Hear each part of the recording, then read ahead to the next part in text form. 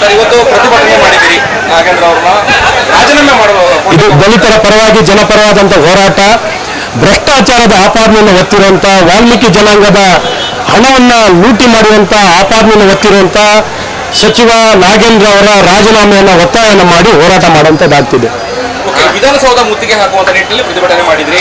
ಖಂಡಿತ ಈ ಸರ್ಕಾರ, ಬಂದ ಸರ್ಕಾರಕ್ಕೆ ಒಂದು ಕ್ರಮವನ್ನು ವಹಿಸಲಿಕ್ಕೆ ಒತ್ತಾಯವನ್ನು ಮಾಡಿ ಇವತ್ತು ವಿಧಾನಸೌಧ ಗೆರವು ಮಾಡುವಂಥ ಈ ಹೋರಾಟವನ್ನ ಭಾರತೀಯ ಜನತಾ ಪಾರ್ಟಿಯಿಂದ ಹಮ್ಮಿಕೊಳ್ಳುವಂಥದ್ದಾಗಿದೆ. ಡಿ.ಕೆ. ಶಿವಕುಮಾರ್ ಅವರು ಹೇಳಿದ್ದಾರೆ, ಸಿಎಂ ಅವರು ಏನು ಕಾರಣ ಅಂತ ಹೇಳಿ ಕಾರಣ ಹೇಳಲಿಕ್ಕೆ ಹೇಳಿದ್ದಾರೆ. ಕಾರಣ ಏನು ಅಂದರೆ ಸ್ವತಃ ಸಿದ್ದರಾಮಯ್ಯನವರೇ ಸದನದಲ್ಲಿ ಒಪ್ಕೊಂಡಿದ್ದಾರೆ.